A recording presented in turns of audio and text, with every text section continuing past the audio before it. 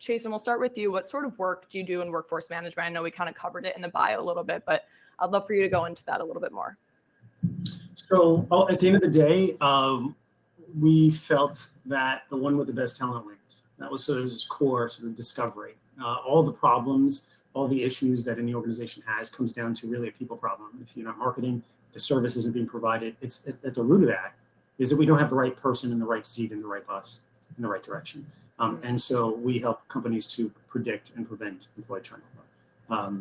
Upwards of 90, 95%, turnover, prediction accuracy. This can only be done with technology, which is one of my three favorite subjects. Technology, employee retention. Do you want to know what my third favorite subject is, Meredith? Let's hear it. 80s music videos. Some good old, classic MTV style. It's so good. It's so good. Why, like how long have you been in the diner? Why are you turning into a comic strip? Sure. All these questions need to be answered, but they're never answered. And that sort of Venn diagram of like art, absurdity, and synthesizers is a really beautiful intersection. I love it. When you're doing a podcast on that, Meredith, I'm there 100%. Awesome. I don't know if there is one.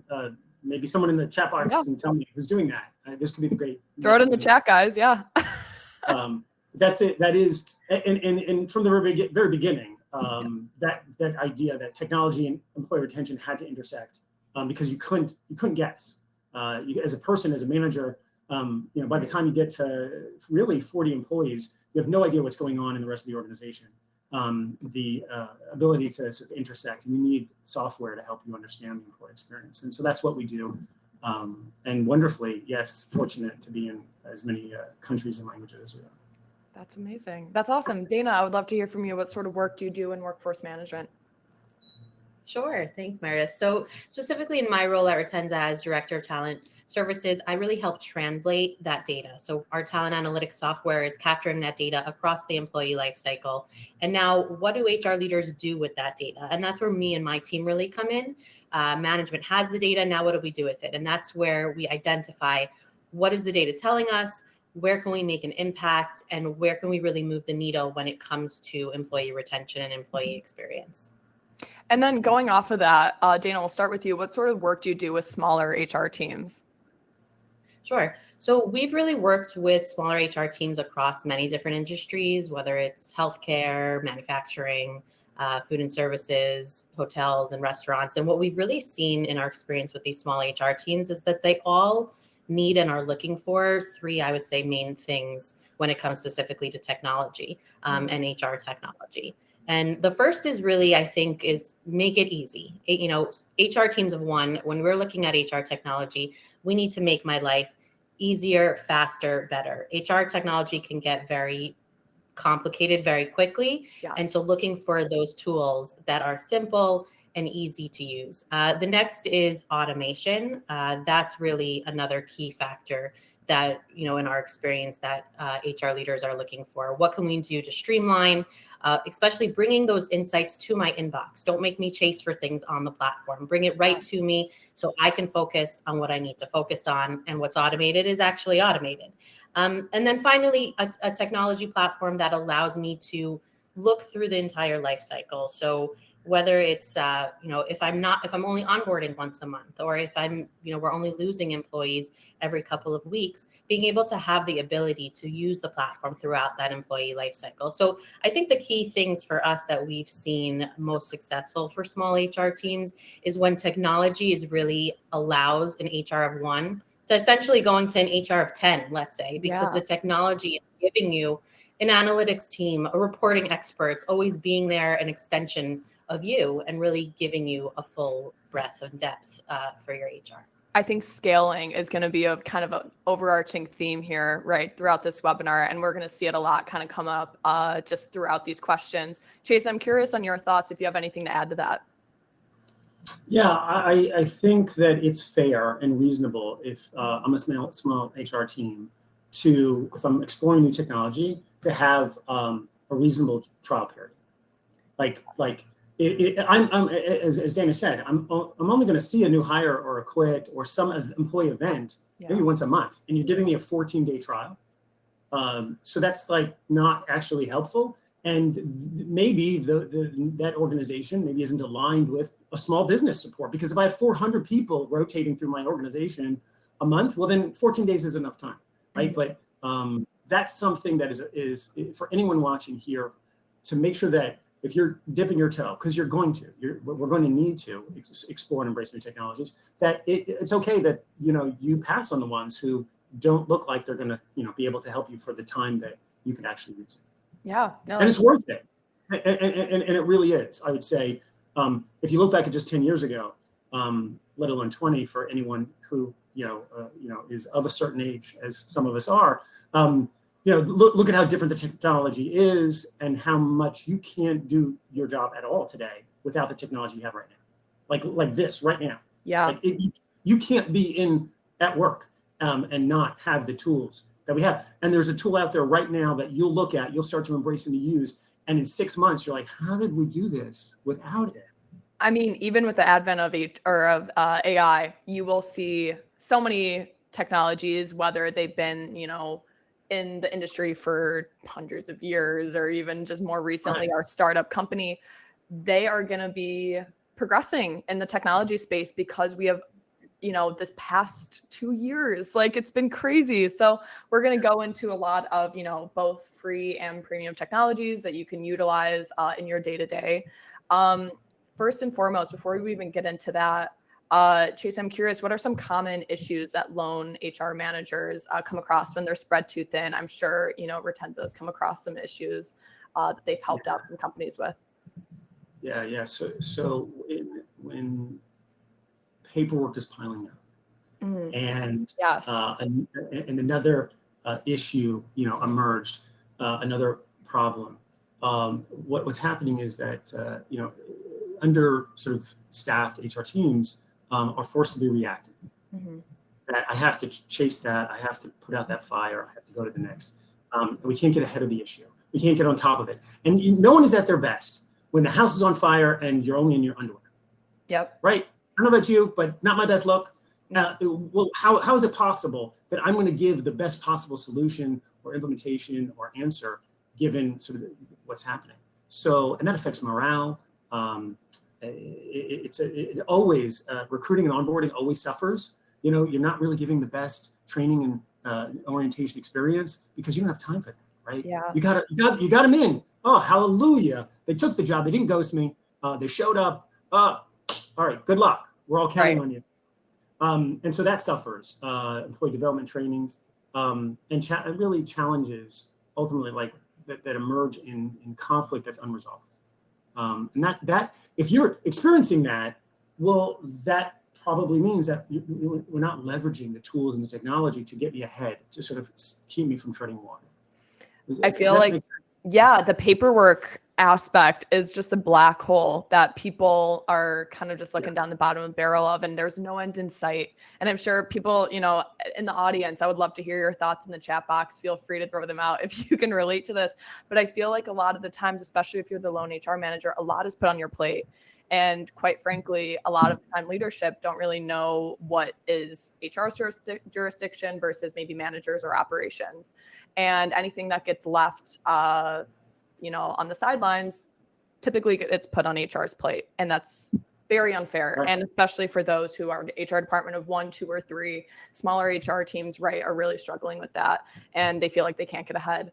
Dana, I'm curious what your thoughts are, just in terms of common issues that these lone or, smaller HR teams can't get a handle on as well.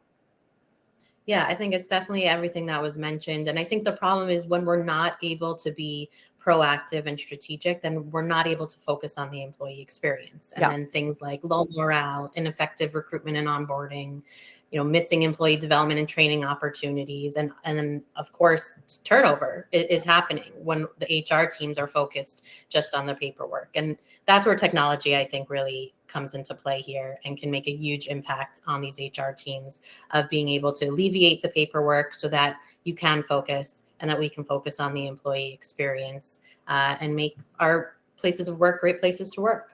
I mean, I just want to end the webinar there. That was perfectly said and just encapsulates everything that we are going to go for in this webinar. We'll first start. Yeah, go ahead, Jason. Please. Would you say, did Dana's answer slay?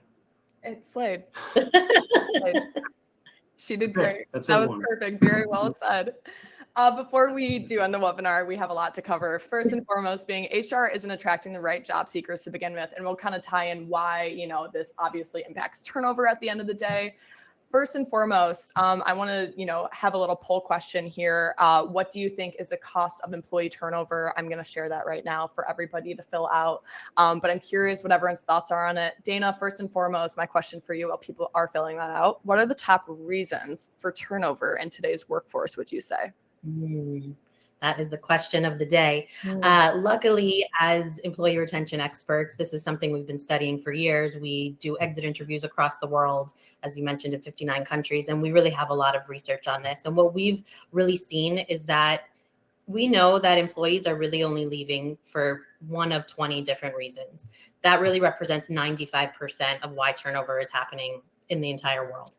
And this changes from year to year. And that's why we look at the data year to year, because, things wane and things change and what's going on in the world. And there are nuances also by geography, industry, demographics. So that's why collecting this data is so important, to see what those nuances are. But to give the reveal, the top reasons we saw it last year in terms of some of those primary drivers of turnover, we saw career advancement and promotion. So people leaving because they're finding better advancement opportunities elsewhere. Compensation salary is driving people. Supervisor manager relationship. And finally, work-life balance. And those, I would say, in that order, are the key primary drivers of turnover that we're seeing. And we also have seen that it's not typically always just one reason that employees are leaving, not one just motivational driver. There are those repellents, things that are pushing employees out of the organization. And why we're looking at why we originally joined might not be why we're leaving and why I finally quit. So identifying those reasons, and for HR teams to know what those repellents are, that's really going to help us understand how we can reduce turnover and understand those root causes at our organization. Absolutely. Absolutely. It points me perfectly to this first slide. First of all, recapping the poll question I asked, what do you think is the cost of employee turnover? Majority of people are saying 45% of the employee's annual salary. We have one answer of 70% of the employee's annual salary. And I think if we turn to this slide, we'll be very interested to see that, in fact, it ranges and everyone's a winner. Chason, I'm curious, why is turnover so high in recent years? Just looking at this slide and kind of looking at the range that we have here. Yes. So first of all, it is higher. It's not just a hunch. If you're feeling it, if you're like, I've been doing this for a while, this seems like more, it is. It's increased 50% compared to what it was 10 years ago. It really peaked in 2020, the worst of it in this post-COVID era, when it hit 70-year highs for as long as it's been tracked in the United States. We hit the peak turnover. It's softened slightly since then. Even now, though, it's double of what it was in the late 2000s. Did you call those the aughts, the Audis? Is that what we call that? The zeros of the century? So in some industries, wherever it was, it is now double. Last 3 years, we hit this perfect storm. The reason why it's higher right now, and it will remain elevated, is, by the way, because of really population issues. There literally are not enough people to do the jobs that we have right now. 10,000 big boomers are retiring every day. And there's just not enough humans to replace them, literally. But specifically, this perfect storm of turnover we saw is because a consistent disengagement from employers, that it was just this latent lack of interest in the job. COVID provided laser-focused introspection, and the financial cushion of stimulus and extended unemployment really created an environment where I don't want to sell sugar water. I don't want to sweat for something I don't care about. So I want to use my talents, right? My skills matter. And it's not worth like $8 an hour, $10 an hour to put myself in a state of perpetual discontent. What they did, Meredith, is they listened to their grandparents, right? What did your grandma, Mima, what'd you call her? No. I called her grandma. Yeah. Grandma. Yeah. So Classic. Yeah. Bubby, Zadie, whoever it was, whatever out there, like they're probably saying something like, love your job. Yeah. Right. That's what's important, right? The world collectively took inventory of who I am and they listen. They're like, yeah, I really want to at least like my job. So, and that's where the Great Resignation was born, and quiet quitting was this manifestation of what has been occurring, over the last 20 or 30 years. Used to be called presenteeism. So it's been around. Quiet quitting has been around, but it just exacerbated. And people began to just take stock of this reality. And that's why it is high. And if we don't address those issues, it'll stay high. Now, here's where I think the beautiful opportunity is for small businesses, because I really genuinely think this is, the metaphorical crisis opportunity, symbol in the Chinese language, in Mandarin. And that is that small businesses, and by virtue of that, the small HR teams, can create a deeper, more meaningful, sustained connection to the mission of the organization than large. Right? I'm not a cog. I'm not a part of the wheel. But this, when you're a small business, right? You're working there. You're really seeing the outcome of your work. That's what people were looking for. That's what they were disenchanted by, and they were waiting for. And if we can ring that bell, if we can hold that beacon high as an organization, then we will get people who want to do this, who want to be here, who want to stay. I was thinking, with COVID, I'm like, who's to blame for employee turnover? Like, whose fingers should we be pointing at? And it's a hard question, because at the end of the day, like, of course, like anything else, a lot of people are like, there's no right answer. There's no, it was this person's fault. It's Gen Z's fault. It's HR's fault. It's realistically a compilation of things. And I really think COVID exacerbated, as you said, a lot of it. Like quiet quitting, as you said, has been around forever. But at the same time, it spiked so much during COVID, and a lot of people started to reevaluate. Competition with salary really increased. People who work at the Chipotle are going to look across the street and go to the Qdoba, that's offering a little bit higher of a wage. So it's really hard. And that's where, measuring up is really hard, because you can't really do that very correctly unless you're offering insane benefits or, compensation that just blows the competition out of the water, which is impossible. Nobody's doing that. Right. Right. So Chason, I'm curious, what free technology tools do you recommend HR managers to actually just look into in their day-to-day to speed up the hiring process, make sure that people are kind of coming in the door, on day one, ready to go? Yeah, so the absolutely must, 100% free, is ONET. For all job descriptions. This is a spectacular tool that's subsidized by the US government. Basically, there is not a job description, not a job posting that you can't get access to on Earth. So you never start from a blank sheet of paper. Anyone who has to create that, that's a good place to start, never charging a penny. And then applicant tracking systems, as we sort of move towards that streamlining, still some organizations, and it really is unnecessary and unfortunate, they're not using an ATS to manage the intake and processing those candidates and new hires. And if you're not using that, you're losing time. It's just a never-ending task to have the processing of candidates' resumes, having a funnel. Why are you doing that by hand and by any means? We use applicant staff for $50 a month. You can get several postings. If you're doing massive hiring, maybe you're going to go 100, and you're saving 10 times that with a good ATS. Certainly workforce.com, and the tool sets that exist here to automate, to streamline, to actually get to where you're using something that is putting time back in your day. Mm-hmm. And then when they get there, once you have them in here, Talent Pulse has a candidate 360. This allows HR not to do the outreach for reference trackdown. Right? You're chasing reference. And how many people here aren't doing reference checks because ain't got time for that, right? Can't do it. That's a great question. I'm curious, people in the chat, to hear what your guys' thoughts are on that. Yes. Are you doing reference checks, or you just don't get to it?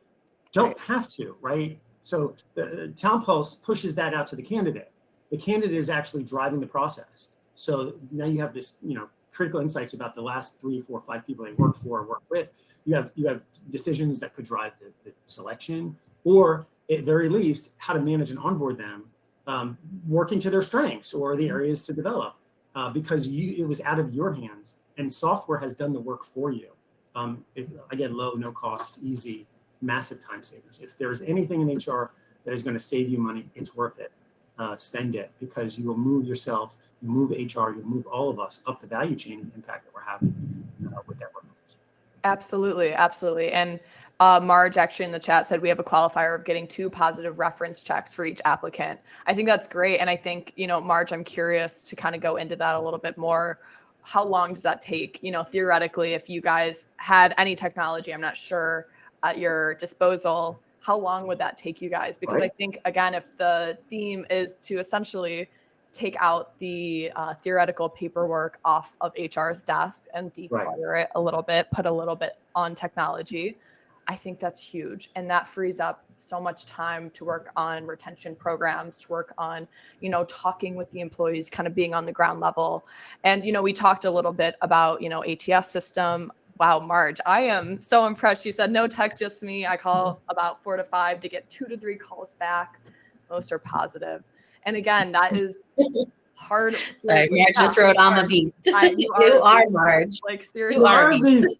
Marge, here's the thing, Marge, though, but I'm aching for you, right? And anyone else who's right there with you, which is, but what could you be doing with if you were in beast mode on employee onboarding, if you were on beast mode for training development or motivation and morale or rewards and recognition, that's where really humans can make the difference. And that's where it's exciting where sort of technology. Yeah. And going into that, I'm curious, Chason, what are some technologies that are maybe more worth the investment? Of course, with technology and, AI being everywhere, you can literally Google anything and get a free website. You might need to sign up for something and you'll have access to it. But what are some that are maybe worth that credit card payment or something that's like a very low threshold that they can start with?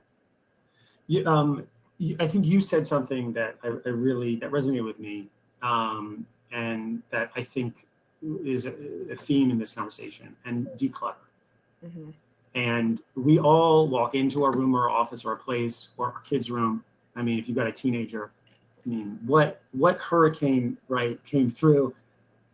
What maybe isn't as clear is that sometimes our HR process is so cluttered, mm-hmm. and we don't even notice because it's not papers, let's say, on the desk, but it's sort of plates spinning in the air.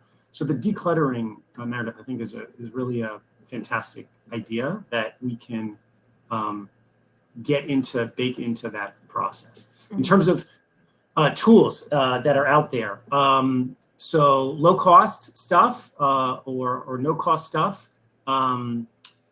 Free Fuse, you can create learning trees. It's kind of an interesting, cool system. Most people you cannot sit in front of 2 or 3 hours of learning, of training, of an onboarding. It's just not practical. The learning tree is really the modern adult learning experience. So I take a bite, 7 minutes, 12 minutes, 14. Mm-hmm. Did I get what I need? I'm done. Okay, but I want to go deeper. Well, then here's the thing. And there's technology out there that you can create that learning module, those components, and just take a bite. Take another bite, take another bite.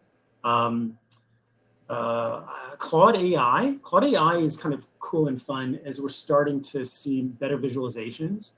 So you can upload like an Excel sheet and in a matter of seconds, you have data visualization on your hiring pool, number of applicants. So if you're trying to convert a spreadsheet into meaning, and let me tell you, friends don't let friends look at spreadsheets. Yeah, that's awesome. There's no good has come of you looking at a spreadsheet. Please, you got to get graphs and charts out of that. The things that are revealed in a matter of seconds. Yes. Then you have a particular insight. Here's what not to do. Okay, do not use ChatGPT. Mm-hmm. And I've read this. I've seen this. People are talking about this to make survey questions. That is a terrible idea. They're not vetted. They're not intelligent. They're not connective. The tissue across employee experience has no idea. They might not even be legal. Mm-hmm. Because it's only reading what was on the internet before. And have you seen the internet? That's not. Some might say. Yeah, right, exactly, right. So absolutely don't use it to do that. Generative AI, incredibly powerful and tremendous tool sets and capabilities that can be advancing your team, your communication, and ideas, but survey questions is just an awful one. Yeah, that's a great point. And, earlier we talked a little bit about ATS systems and having that comprehensive funnel where there's quite literally no paper to be on your desk at the end of the day. And, you like for Workforce's ATS system, we literally have you print out a QR code, throw it on your, storefront window. People can go around, and quite frankly, a lot of younger employees are very familiar with what a QR code, how that works. So they can quite literally scan it, fill out a very simple resume that you can customize completely, add in whatever questions you want, whatever credentials you need to be had. And it will just be all in your workforce management system. It's connected to your HR, your payroll, so they can be onboarded in quite literally 3 minutes. I mean, this is what I mean when I say that you are quite literally saving time and money, and you are going to be improving your internal systems at the end of the day with all that time and money that is saved. And leadership is going to reward that. When they see HR performing, they're going to want to put more money into something that is performing very well. And when they're seeing that employees are, happy, and you're onboarding the right people and onboarding them quickly, to say the least, and especially in today's competitive environment, you want to be able to get people in the door ASAP, right? The second that they ghost you, we have a whole webinar on ghosting and how it is detrimental. And don't even get me started. We can go on another tangent on ghosting. So don't even get me started on that. But it's all about saving that time and money. And if you have an ATS system that, of course, we at Workforce believe is very much worth the investment, and, checking it out, I think is huge. And just kind of seeing what that looks like on your end. Marge, I see your question. And just to quickly answer that, we will definitely supply a list. In fact, I'm curious, for people in the audience, would you want me to type up a list of some of Chason's suggestions? I'm happy to do so and send it out in an email. If you would like that, feel free to throw it in the chat, and I'm happy to do that. Awesome. And one more thing, Meredith, you are on fire today. QR code, okay? Have to underscore, have to talk about this. If you're not using a QR code, you are wasting time. Find the place where you right now are reaching out to your staff like more than once, following up, like going for it. That's a place where you push the QR code and they come to you. Yes. That's free technology. It's baked into any good software in HR. If they don't have it, honestly, you shouldn't be using it because it saves you massive time. We've been doing QR codes on exit interviews because Asia, way before COVID, Asia was QR coding. All over. We're obviously familiar with it because we went to a restaurant, and didn't want to touch a menu. And so there's more familiarity, but absolutely it is baked into every cell phone, every smartphone. Over 90% of the US population now has a smartphone. This will be a tremendous, simple, free time saver for you. Yeah. And if we're talking, we have a whole nother webinar on this too, but attracting younger employees to, bring them in as new hires, especially within these shift-based industries. They're very familiar with that sort of technology. And in fact, it's very much a green flag to them. If you are kind of speaking their language to that sense, and even just having that QR code in the window being like, we're hiring here, apply here, so easy. And they're like, oh, this place is with it. They understand what I need. They probably have technology on the back end, with scheduling and stuff like that I will enjoy using as an employee. So I'm telling you, it's just about implementing those quick, easy tools, whether or not they are paid for or they are free, and just having that decluttered mindset at the end of the day. Cool. Dana, I'm curious, what should HR work into their day-to-day to make sure when they're hiring the people that will actually remain loyal to them at the end of the day and, kind of hang on to that retention? Yeah, no, great question. So I think, first of all, it comes even before they walk in the door in terms of making sure that we are recruiting and hiring properly. So first of all, it's identifying what are our organizational or our company core competencies. What does it look like to be a successful employee at my organization? And starting from a place of there where we're identifying those characteristics and we're hiring and recruiting for those characteristics, that's going to help ensure that we're bringing in the right people, that we're bringing in the right match, people that are going to enjoy working at our company and be successful there. Because ultimately, if you enjoy what you do and you're successful at what you do, you're happy and you're going to be loyal to where you are. The other key tactic, I think, really is what we like to say as always ask, always be asking. As HR leaders, we want to always be asking our employees, Meredith, I think you mentioned this before, about their experience, not just what we want them to have, but what they are actually experiencing. And I think there's three main points where we need to be asking these questions, at least 3, if not all across the employee life cycle. Because if we're asking at these 3 points, that's when we can really start to predict employee loyalty. And the 3 areas are, the first is with the new hire survey. So right away when employees are starting in a company, identifying what's working, what's not.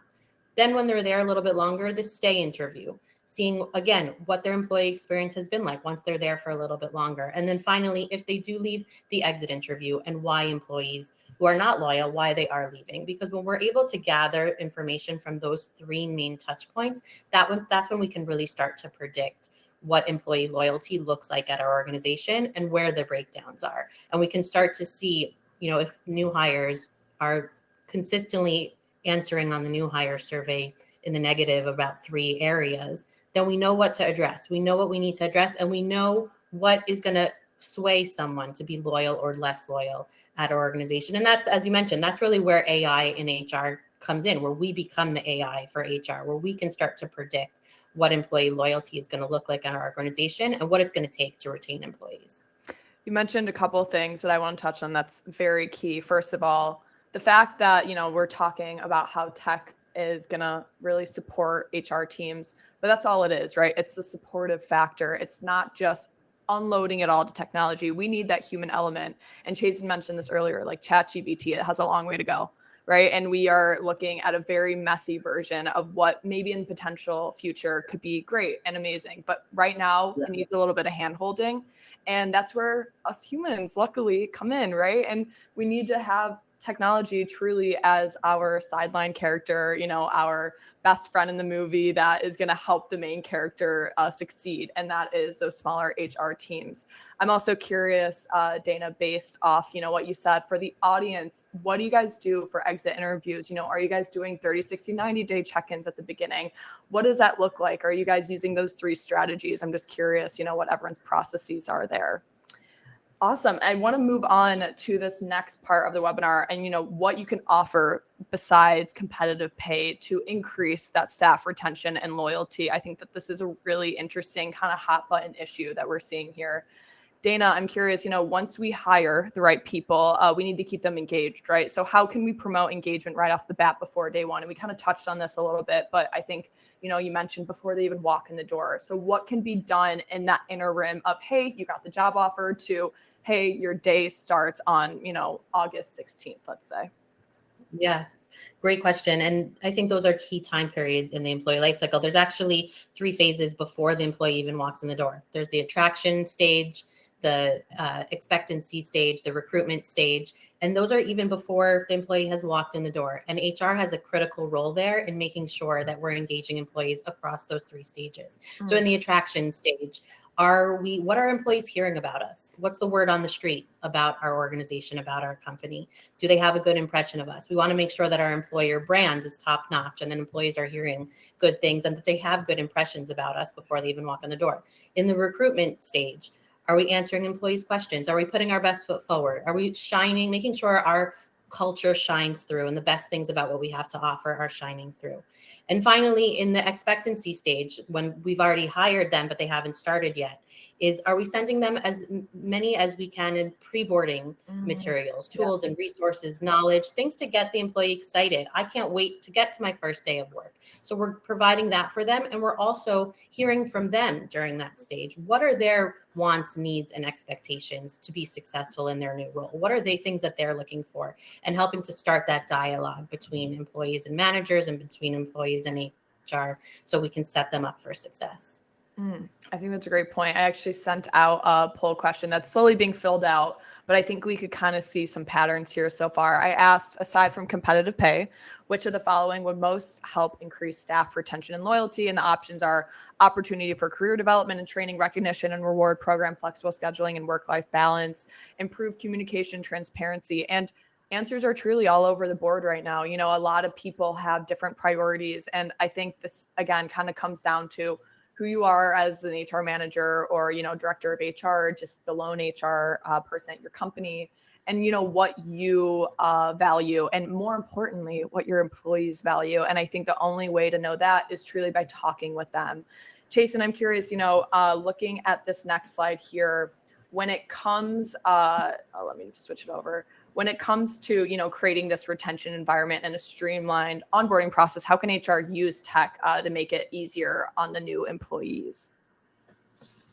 Yeah, so I want you to consider what the typical experience is of people joining your organization right now. Their entire world, everything they have, and this is certainly the fault of consumer-driven organizations, is at the fingertips. They don't have to think about what 80s music video, has, dolphins or red balloons. They just find it. They have a question, they have an answer, they get it. What is that experience aligned with what you're providing the employee? Is the glide path of their onboarding and orientation and recruitment such that it is a friction-free experience? And I can tell you, I can assure you, as small businesses, it's not. And they get, you think, well, we've provided X, Y, and Z, but for them and their experience, it's certainly not. So if we think about in the ideal retention environment, it's the intersection of why employees join, the motivational drivers to get them in the door, then the gravity, the attractors to keep them there, why they stay, and then making sure that we're cognizant of why they could leave. Then that combination allows us to create the guardrails and to shape and prioritize the action paths that are going to retain top talent. And by the way, you don't retain everyone, just for the record. For everyone who's here, and by most accounts, yes, I think we are the world's retention experts. We're the first ones to say, not everyone should work there. Yeah. Absolutely not. 87% of high performers have thought about leaving because of a low performer. Think about that. And is anyone here, right, putting up with a low performer because, well, that's what we got, it's what it's what we could get, it's who showed up, right? It's absolutely not worth it. And it's costing more. That cost of a bad hire is significant. And so when we're onboarding and orienting, if we are able to show them the best of the organization, if we're able to convey what is going to help them to be successful, because people aren't going to fail for that long and say, I'm out of here. Is it a hard job? Let them know it's a hard job. Show them how it gets easier. Give them the tools, the tricks, the tips to do this job like a rock star. And then they'll do those things because for the most part, the people you want to be good at their job. If you're not building orientation to the person who's bad at the job, right? No, you're building an offboarding. You're getting those people out of the organization really quickly. The onboarding is built for the high performer, giving them the glide path to succeed and the direction and the beacon of what high performance is. And those who want that, who desire that, they're going to rise to that occasion. I think the audience had like a collective sigh at we've all dealt with that low performer mentality. And it's really a downer, to say the least, when you're trying to do everything you can to make sure that the organization and that your value is actually being utilized in the company. And when you're partnered up with somebody and, there's an employee kind of in the mix that isn't necessarily meeting that expectation, it sucks. It's the worst. And I think with this retention environment that we're seeing here, thanks to Retensa's amazing graphics, we can see, these 3 sections that creates that amazing retention environment. And I want to specifically point to the recruitment strategy. And I think that's where technology can really, really help here. If we're talking whether ATS system, whatever it is, whatever for your, or premium technology tools that you're utilizing, I think that section right there is really key, again, to have that supporting aspect.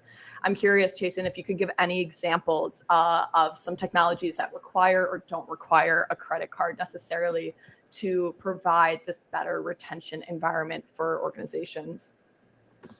So one of the key elements here that why employees leave is knowing with confidence, not being distracted by the noise, but knowing the signal. Exit Pro has free exit interviews. So you never have to guess. You never have to wonder. But you absolutely, with certainty, and weed out the vocal minority, say, oh, you don't pay us enough. We're not getting paid enough. Let me tell you, that is easy to tell your manager. It's easy to tell HR that I'm not getting paid enough. But in reality, it's Kevin. Okay? God damn it, Kevin. Oh. It's always Kevin. We all got a Kevin, right? We all got a Kevin. And what is the implication of that? And what does that mean? And the reality is that if we've got the ability to collect and coalesce information and then to trend and track, because good, reporting tools can actually give you a trajectory of past and present and future. Now I can do something about it, and I can go in and say, look, it's not personal. K-Dog, here's the deal, or Kevin's manager, or whomever it is, but we need to talk about this, right? It's here. It's not me. It's not Marge and Michelle, right? And it's not what I think, right? It's not Stacy. This is what's being said in the organization. It depersonalizes and allows me to reach in to a conversation that is, well, it's intimate and it's courageous to say, like, let's figure this out together, or whatever it is. Like, location, our hybrid, rules, or our location and the commute for people who need to take the bus or public transportation, all of a sudden that begins to be more pervasive. But just stop guessing. Guessing is expensive when it comes to employees. That's so true. And, going actually back to this poll question, I want to quickly point out that a lot of people are saying, in terms of like some aspects beyond competitive pay are things like flexible scheduling and work-life balance principles. And, those hybrid work models in some instances really work, of course, within hourly wage industries. Kind of got to be boots on the ground, unfortunately. But a lot of the times, things like flexible scheduling, the ability to shift swap. We actually had a client, 12 Oaks Parking, and they started at around 100 locations and, around 200 employees. And they were actually able to scale because of technology, because of using Workforce in their flexible scheduling. And they offered beyond just competitive pay, beyond just raising wages that inevitably probably would have hurt them at the end of the day. So they wouldn't be able to scale and improve that ROI.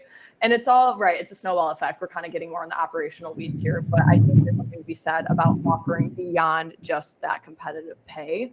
That would be really, really beneficial. Things like, again, shift swapping, flexible scheduling, that sort of thing. And it's all kind of in one system, making sure that it's seamless, decluttering your desk, making sure your peace of mind is still intact, and people like Kevin aren't ruining your peace. So, and let me add, because I think you touched upon that with something, which is shift management. For the hourly worker and the workforce is managing hourly workers, right? Knowing ahead of time when I'm at work and for how long is a critical element of attraction and retention.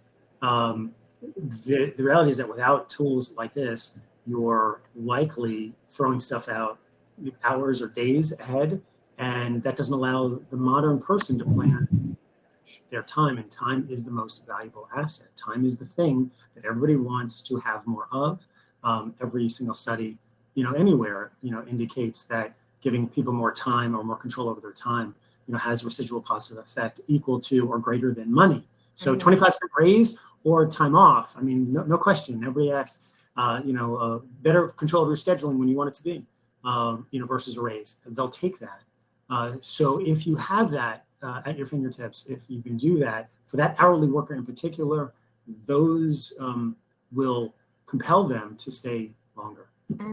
That's a great point. And again, I think going back to COVID, it really changed the trajectory of that and, what people prioritized. And they are starting to look, employees are getting really savvy with knowing what benefits are and kind of what programs they should be looking out for.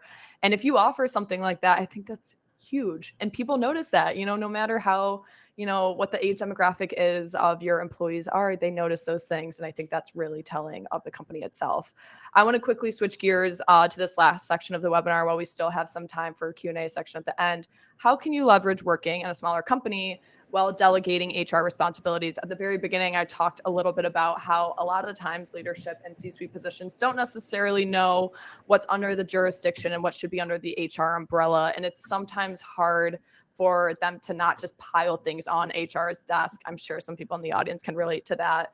Dana, I'm curious, what are the advantages of working in a smaller company and or a smaller HR department, starting on a positive note here? Yeah. So I think a smaller company and a smaller HR team allows for that more open communication. There's easier accesses to different people in the organization, higher collaboration, adaptability, and ultimately faster decision making. Oftentimes, also with a smaller HR team, there's easier or more direct access to the CEO or owner of the company. And I think that allows really for that more instant directional movement. And when an HR leader has that opportunity and more direct access to the upper management, they're able to make a real change and really able to share some of the employee feedback that they're hearing and be that bridge between employees and upper management to help move the needle and make change in real time. How can HR utilize, some of those advantages to the best of their ability? Yeah, so I think it's, again, just being able to share the insights as in real time as possible. Just recently, actually, I finished up working on a turnover diagnostic with a mid-sized manufacturing firm in the United States with about 100 hourly employees with an HR of one. And one of the things we were able to help implement for her through technology was a red flag report. Where they were able to get, immediately from the exit interviews, red flags. The software is triggered to go directly to her inbox when moral, ethical, legal issues come up. She knows about it right away and can quickly elevate it to whoever it needs to be elevated and deal with it in real time before it hits the news or hits, hopefully not the courts or legal system. So that's just one of, example, I think, where we really can provide great benefit. Absolutely. I love the aspect of sharing some of those insights with, not only C-suite and upper management, but also even those who are lower level employees, right? Maybe on the ground floor, and just being like, hey, this is what we're seeing. Here are the numbers. Here's what you can do to kind of help support those positive numbers. Having them being a part of that communication of the logistics of the company itself, even if you're a massive chain or a small mom and pop shop, there's something to be said about feeling like I'm a cog in the wheel of this company.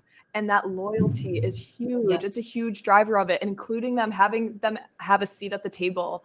And whether you're having one-on-one talks with them, whether it's team discussions, and just being like, hey, I'm someone that you could reach out to about this. I'm someone that wants to cue you in, and here's what you can do. And if you have any questions, reach out. Like, whatever it is, it's great. And if you can share those insights, of course, those that are acceptable at sharing, maybe not like things like red flags that Kevin can get ideas from, right? In terms of enacting in the company, but making sure that, they're like, hey, here's where we're doing really well. Here's where we need to improve. And this is really great. And we're seeing this. What can I do as HR manager to make your lives easier or to attract people like you? And, making them, again, having a seat at the table, I think is very, very crucial.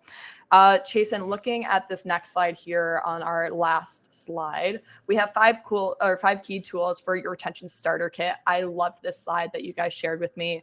Chason, my questions for you is, without spreading themselves too thin, or thinner that they are, I should say, how can HR departments of one or smaller HR teams delegate their general, more mundane tasks to technology so that time is, of course, freed up to work on, engagement, retention, whatever sort of protocol is there? Yeah, so find the tools that save you time. Number one, how long is this taking me to do this? A great example from one of our viewers today. They're calling 5 people, they're following up, they're sending emails, they're writing, they're typing, they're coding.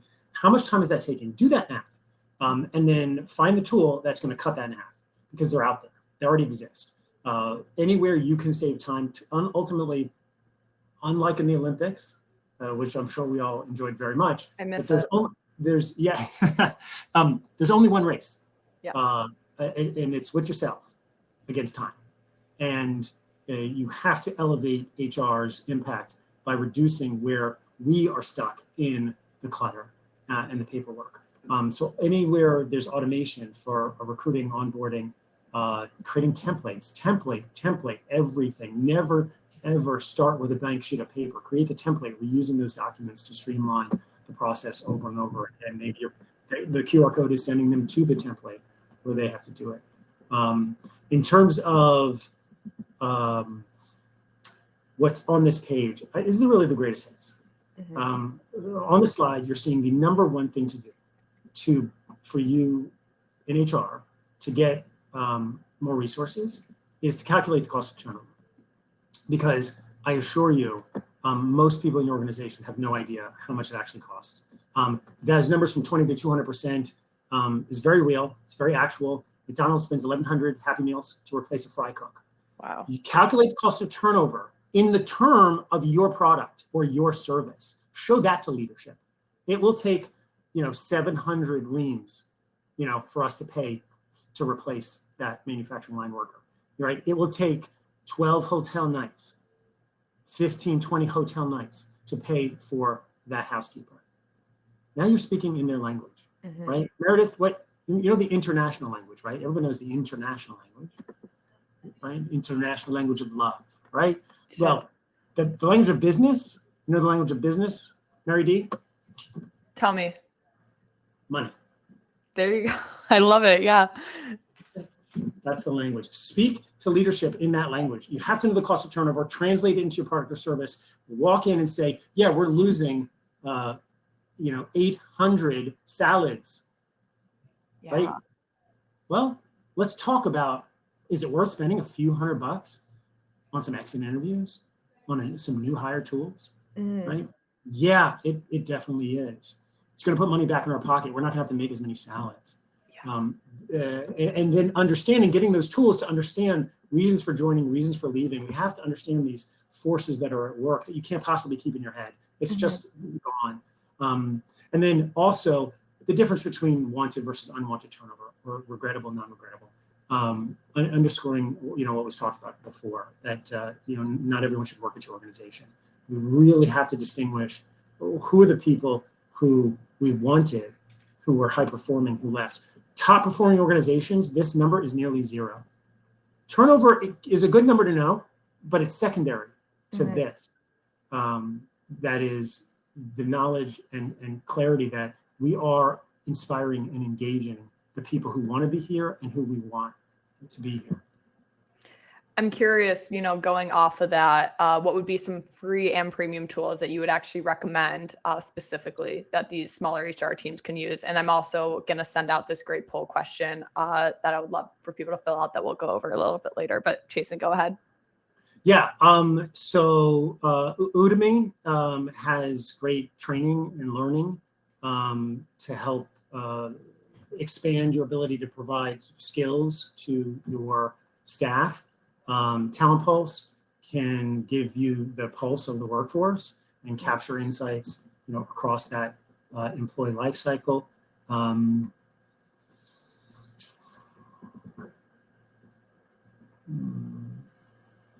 think that Notion AI, and we'll put more, I think, in the follow-up list to help people know some of those, to take advantage of the ability to streamline and automate, what's happening, across that life cycle.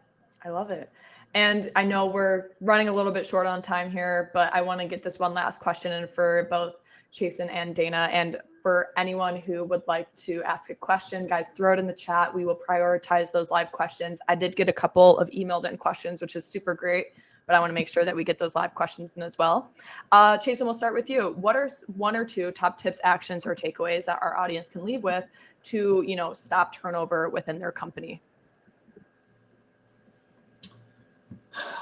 If you've calculated the cost of turnover, if you now know and can have clarity of what it is that it really costs, then now the next thing to do is to arm your managers with 3 questions. Free, no cost. This is as good as it gets. Encourage your managers to ask every one of their staff after this podcast next week 3 questions. Why did you join? Why have you stayed? Why would you quit? Yeah. If every manager at your company asked every one of their staff those 3 questions, I promise you, you would have a different week than you've ever had in the history of working there. What will surface, what will emerge, will be relevant, meaningful, sad, challenging, invigorating, exciting. And most of all, it'll be true. It'll be real. It'll be the resonant sort of connective tissue of what binds your culture together. doesn't cost a penny. I've been giving that single advice for over 20 years. I have people that have come back to me years later at a conference that I keynote, come back 5 years later to the conference, and they come up to me and say, those 3 questions changed people's lives. Wow.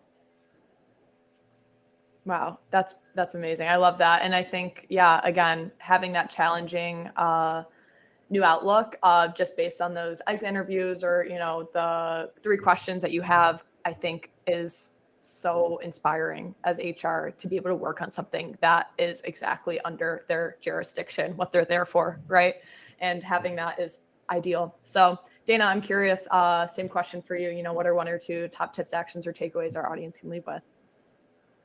Yeah, I think just going off of what Chason was saying, it's for HR leaders to be able to answer also these questions for themselves of knowing who's leaving, when are they leaving, why are they leaving, and what is it costing us? Because I think when HR has the answers to those questions, that gives us the how. How are we going to retain employees at our organization? So those answers really will empower us to create the best retention strategy for our companies. I love that. That's great. Before everybody, Meredith, would you say, is Dana a beast? she's a beast, just like Marge. Marge and Dana, you guys got to share notes. Together.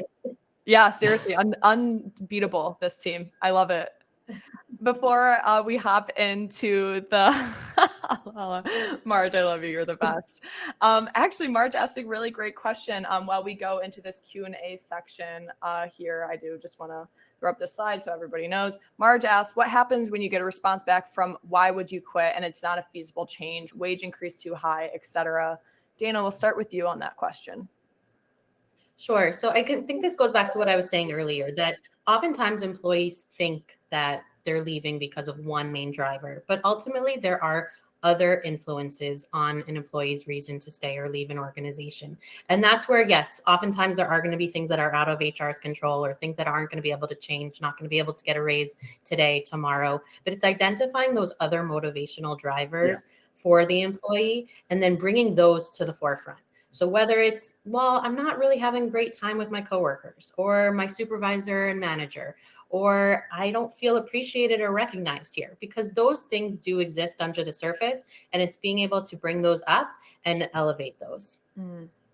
Chason, what do you think? Yeah, I would add, acknowledge what you can and can't do. Okay, people are forgiving when it's true. It's not very forgiving when I'm not getting the answer. I'm not getting credit. I'm being strung along. Maybe someday, one day, you're gonna have it. So we can't do that, right? Right now, Kelly, we cannot give a raise. Here's 3 things we could do. Would these help, right? That's what I can turn the dial and knob. And you do have lots of other dials and knobs at the organization. Sometimes wage is fixed. Obviously, the most common one is, that bottom line. But what are the other dials and knobs? Always bring another dial or knob into that conversation when you're bringing them out. Bring a potential yes. I also think going back to the sharing insights with your staff, and of course, not breaching any sort of confidentiality here and making sure, hey, here's why, we can't offer you a raise right now. And here's kind of what we're seeing. And here's what we can offer you, and kind of pointing to a more positive direction. I think offering that why is going to be really, really huge. And again, maintaining that loyalty, even if this is an exit interview, let's say, and they're saying, well, you couldn't offer me this, that's fine. Like, at the end of the day, you're going to have a new employee that might value something different and something that you can offer. And maybe it's for the best. But again, cueing him in on the why and giving him sort of that seat at the table, I think is an amazing, super underutilized tool. We have a couple of emailed in questions we'll get around to. Bridget K asks, I work in the manufacturing company with a lot of heavy machinery. I don't want my staff on their phones. How can I work tech into day-to-day without risking safety? I think that this is a really common trope that we see, that the second HR software is utilized with the rest of the staff, they're just going to be quite literally like, and we don't want that at the end of the day, right? So Dana, I'm curious, have you seen anything that can help with instances like that, especially with these younger employees that might be on their phone and they say, oh, there's tech at this company, there's a green light to go on my phone? Yeah, no, that's a great question. I think it's setting those boundaries and when and where phone use is acceptable. So one of the things we've seen with our clients is, again, getting back to those QR codes. If I need employees to fill something out, I'm putting that QR code flyer up in the break room, in the lunchroom, in the area out by the lockers, away from the workstations. And so it's understood this is when, and it's appropriate to use my phone, and I'm still able to utilize that technology, but doesn't need to be on the floor. Chason, any thoughts there? No. Dana, I would say is on fleek. On fleek. With that one, I can go. If it was 2008, she might be fire. But that was it. Boundaries. That's it. Done. Yeah. Here it's okay. Here it's great. In fact, here we love it. Do it. Please embrace it. And here, hard stop, hard line. I love it. Yeah, I think that's great. And again, maybe having your managers definitely acknowledge that this is where we have people fine to be on their phones in the break room, wherever it is, on the floor. In this case, Bridget's case, on the manufacturing floor, no go, absolutely not. We have a question from Anonymous. I work alongside 5 managers, all under the age of 20. I want to put some of my managers on a workforce management platform, but I'm not sure I can trust them to log everything, like tasks list, checking in with employees, et cetera. How do I know they'll actually use tech that my company would theoretically invest in? I think that's a really, really powerful question. Dana, do you have any suggestions there on kind of implementing? Yeah, no, that's a good question. Again, I think it's back to also what you were bringing up earlier. It's, the younger generation is, yes, maybe they don't want to be as held accountable, but they are in technology all day long, 24/7. So it's identifying the tools that are going to be most user-friendly for them, and setting it up in a way that it's easy for them to log all the things that you need to log. And, they're used to this. This is what they're doing. They're tracking their lives on social media all day long. So we just need to move to get them to track whatever we need them to track during the day, at work as well. That's a great point. Chason, any thoughts? It's really interesting verbiage. Meredith, can you say again, because I'm trying to determine, is the reader's concern the trust of the manager, or the accuracy of the information of their best intent? So, and whatever that is, and I think maybe there's people out there that have both, you have a bigger problem. If I could just, sort of observe, if the concern is trust, that they're going to do the right thing, we may need to realign our hiring processes and promotion, because whatever their age, I can trust. There are 20-year-olds that you can trust. There's 50-year-olds that you can't. Yeah. Trust is not a factor of age. That is independent. And by the way, trust is a critical component to employee retention and every other major outcome in any business. So if there's a trust issue, I think that software is not going to solve that, candidly. And we need to look at the state of the relationship and those dynamics that encourage behaviors and outcomes that maybe are not what we want. Fascinating. For whoever asked that question, might be watching now, like, you got my email, you got Meredith's or Dana's, like, please follow up or call. Yeah. There's could be more going on here. And I think it finally, just the observation that software escalates and accelerates and streamlines. It doesn't fix what's broken. And we make great software. I love our software. I know Meredith has fantastic software. When it's used by 10,000 organizations, you're pretty good at something. And workforce.com is doing something well, but you're not. If it's broken, then we have to deal with what's underneath. Absolutely. I think that's such a good point. There's definitely maybe a little bit of an underlying issue, whether it's more on, the inexperience of these 5 young managers, or it's something, even deeper than that. So I think that's a great, great point. Last question. I know we are well over time, but I think that this is such a good one that Alex E asked: what turnover trends or metrics do you look into first and foremost with technology at your side? Dana, we'll start with you. Is there anything that they should be looking that should increase theoretically with technology, or maybe even decrease? Yeah, I mean, I think the key metric, that we're using is the ENPS, the Employer Net Promoter Score. It's one of those key metrics to look at with technology, and to assess it again throughout the employee life cycle. So, we often ask whether our customers, would they recommend, our place of work, but we have to ask our employees. What do our employees think of our organization? Would they recommend it? How likely are they to recommend it as a good place to work? And looking at that ENPS metric across the employee life cycle is what's going to really be able to us to identify where we need to identify the breakdowns and turnover and ultimately increase retention. That's a great point. Chason, what do you think?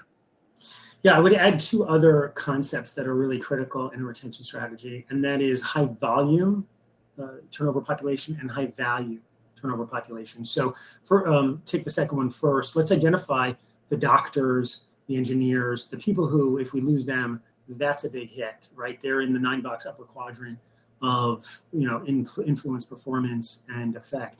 That high value population, I've got to know exactly what turnover trend is there. The other one is high volume. So maybe they're not worth as much, but because of the quantity of this title or this position that churns, by injecting solutions into that population, I'm going to get more bang for the buck. Yeah. So high volume and high value will be critical lenses to view your prioritized action plan. Chason, Dana, you guys are the best. Thank you both so much for coming on. I know I learned a lot, and I'm sure our audience did too. For everyone who stuck around 10 minutes over, guys, I so appreciate you all coming out today. We will be sure to send out a recording, slides, anything that you want, PDC IDs for Sherman HRCI. Please be sure to fill out that survey that I sent out. I would so appreciate it. I know Chason and Dana would as well. So thank you guys so much. And until next time, I will see you all at the next webinar, and enjoy the rest of your day. Chason, Dana, thank you so much. Awesome. Thanks, Meredith. Thanks, everyone. Bye, everybody. Have a good day.